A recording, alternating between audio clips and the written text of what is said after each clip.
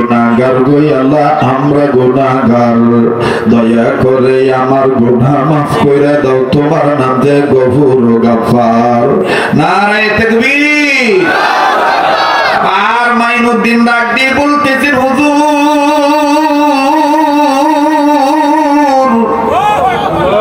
ওগো আল্লাহর ওলি,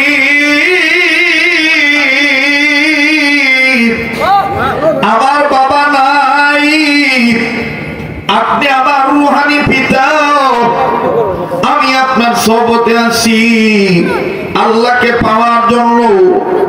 ওগো ফুলবাড়িয়াবাসী, বৃহত্তম মোহনশাহী জেলাবাসী, আল্লাহর ওলির ভক্ত বৃন্দরা, আশিক জাকের মুজাহিদ সালেকিন বাবারা, অল্প সময়ের মধ্যে কথা আমি ফিনিশিং দিয়ে বিদায় নিয়ে চলে যাব। দেখেন তো দেখি একটা ফোঁটা চোখের পানি আপনি ফলাইতে পারেন কিনা। কান্না না আসলেও কান্নার ভান ধরবেন, কান্নার অভিনয় করলে আল্লাহ মাফ করিয়ে দিবে।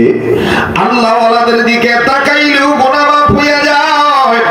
রব্বে কাবা চেহারায় নূর দান করিম, আল্লাহ পাক বডির মধ্যে নূর দিয়া দেন। এই জন্যই হাজী আমদাদুল্লাহ মুহাজির মক্কি রাহমাতুল্লাহ আলাইহি বলে, কয়েক কালোর মধ্যে আল্লাহ আলো দিয়ে দিছি। নাম্বার 1, কাবা ঘর কালো, কিন্তু এই কাবা ঘর কালোর মধ্যে দুনিয়ার সব আলো। ঠিক কিনা বলে? নাম্বার 2, কোরআনের হরফের রং কালো। এই কোরআনের হরফের কথাগুলির মধ্যে, আয়াতগুলির মধ্যে আল্লাহ দিয়ে দিয়েছে যাবতীয় আলো। আমার বন্ধুগণ, আমার ভাইরা, নাম্বার 3, আপন মা বাবার চেহারা যদি কালো হয়, এ মা বাবার চেহারা কালো চেহারার দিকে তাকাইলেও ছেলে মেয়ের কলিজা ঠান্ডা হয়ে যায়। দুনিয়ায় যাদের মা বাবা নাই, তাদের মতন বড় দুঃখী আর কেউ নাই। দুনিয়ায় যাদের বাপ মা নাই, তাদের মতন বড় অভাবের কেউ নাই। আমার বন্ধুগণ, যতগুলি কালোর মধ্যে আল্লাহ তাআলা যাবতীয় আলো দিয়ে দিয়েছেন, এর মধ্যে 4 নম্বর হলো ওলি আল্লাহর চেহারা। ওলি আল্লাহর চেহারা যদি কালো হয়, হক্কানি আলেমদেরকে দেখতে যদি কালো দেখা যায়, কিন্তু এই কালোর মধ্যে আলো আছে না নাই? কালো ছিলেন হযরতে বেলাল, দুনিয়াতে তার নাম ছিল বেলাল, কিন্তু ইমানি পাওয়ার থাকার কারণে এই কালো লোকটাকে আল্লাহ বানায় দিয়েছেন জান্নাতি দুলাল। আল্লাহু আকবার। আমার বন্ধুগণ, আমার ভাইরা, এই জন্যই ওলি আল্লাহর চেহারার দিকে তাকায় থেকে কথাগুলি শুনবেন, খানকার বিরোধিতা করবেন না। দল হলো 2টা। 1 নাম্বার দল হলো হিজবুল্লাহ, আল্লাহ পাকের দলের লোক, আর একটা দল হলো হিজবুস শয়তান, শয়তানের দল। কথা বলেন ঠিক না বেঠি? আজকে যারা গাজার বিপক্ষে, ফিলিস্তিনের বিপক্ষে, যারা আফগানের বিপক্ষে, কাশ্মীরের বিপক্ষে, যারা ইন্ডিয়ার পক্ষে, তাদের গ্রুপ লিডার হলো শয়তান। কথা বলেন ঠিক কিনা? আর যারা ফিলিস্তিনের পক্ষে, আফগানের পক্ষে, আমার বন্ধুগণ মক্কা মদিনার পক্ষে, ওলি আল্লাহর পক্ষে, তাদের জীবনের পরিচালক হলো আল্লাহ। আর যাদের জীবনের পরিচালক আল্লাহ হয়ে যায়, এই আল্লাহর ওলিরা জীবন দিতে রাজি থাকে। রামবান চ্যাটার্জি, মুখার্জি, গঙ্গোপাধ্যায়, চট্টোপাধ্যায়, হরিদাস পারলেন, সেন নাস্তিক মোর্তাদের কাছে তারা কখনো ইমান বিক্রি করতে চায় না, জীবন দিতে রাজি থাকে, বাতিলের কাছে মাথা নত করে না।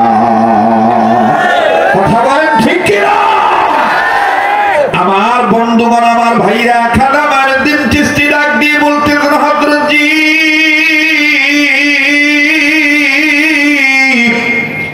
আমি এখন হাসরের মুরাকাবায় আছি। দুনিয়ার আগুনের কয়লার পাতিল আমি মাথায় নিয়ে এই দুনিয়ার কোন চিন্তা করতেছি না। আমি হাসরের ময়দানে মুরাকাবায় চলে গেছি। ওসমান হারুনি ডাক দিয়ে বললেন সুবহানাল্লাহ, এই 7 বছর বয়সে পোলাটা দেখি ভিতরের মারফতের দরজা খুলে গেছে। ওরে চিনল যারা পাইল তারা, চিনল যারা পাইল তারা, চিনে না যারা পায়নি তারা, চিনিয়া কেহ হলো গৃহহারা, কেহ হলো সর্বহারা, মূলত তারা সবই আল্লাহ নবীর পাগল পারা। ঠিক কিনা বলে?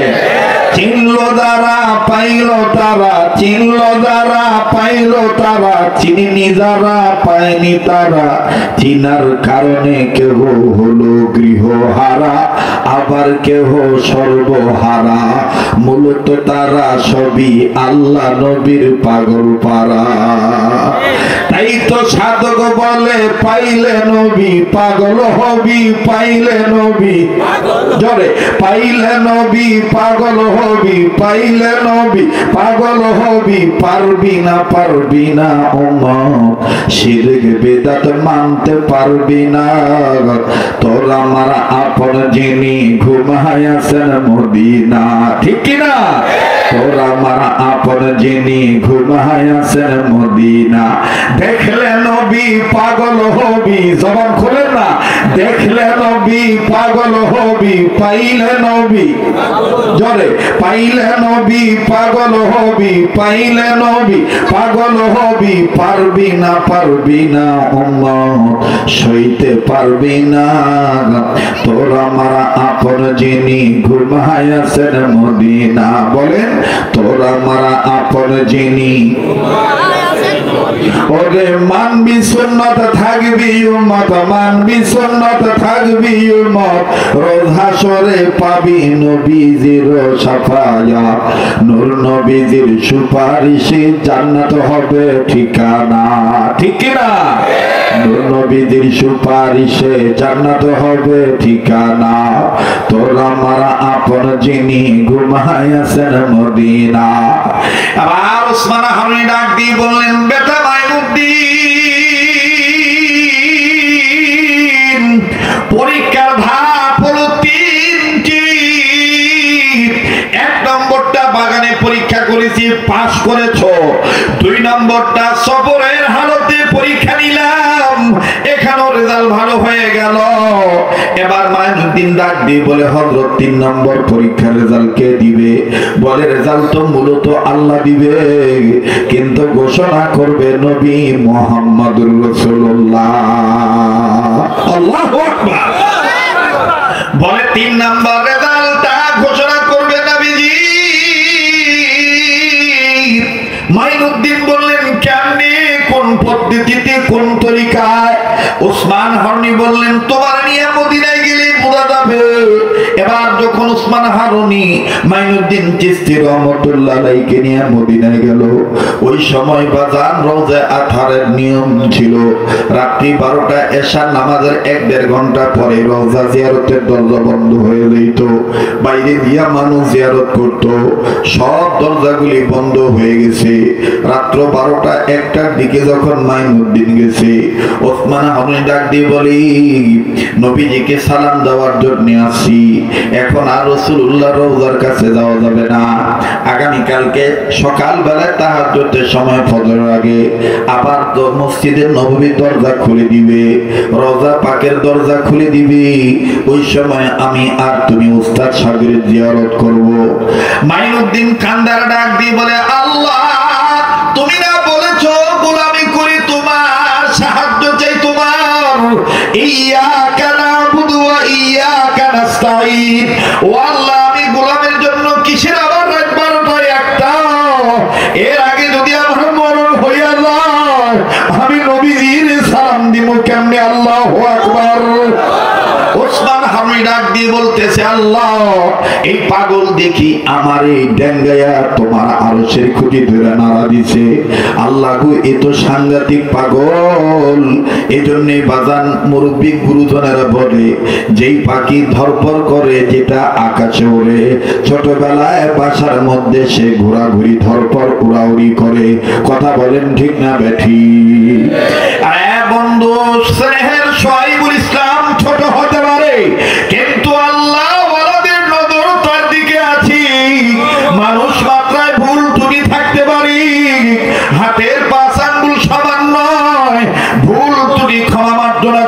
দিয়া, রক্তকে ভক্ত বানাইয়া, সত্য ব্যবহার বাদ দিয়া, আল্লাহ নবীর প্রেমে আসক্ত হইয়া আসেন না চিশতিয়া তরিকার নৌকার মধ্যে উঠে যায়। আল্লাহ কার ভিতরে কি দিয়েছেন এটা আল্লাহই ভালো জানে। কথা বলেন ঠিক না বেঠি? আরো জোরে বলেন ঠিক না বেঠি? এবার ওসমান হারুনি ডাক দিয়ে বলতেছেন, আল্লাহ এই গভীর রজনীতে মাইনুদ্দিন চিশতি তোমার ডাক দিয়ে ভালোইছে। এবার ওসমান হারুনি ডাক দিয়ে বলে, বাবা যতই ডাকাডাকি করো তাহাজ্জুদের সময় ছাড়া দরজা খুলবে না। মাইনুদ্দিন বলতেছেন, না উস্তাদ জি না, মায়ের খেদমত করে আল্লাহকে পাইছি, আপনার সহবতে থাইকা বলি আল্লাহর দরবারে থাইকা আল্লাহকে পাইছি।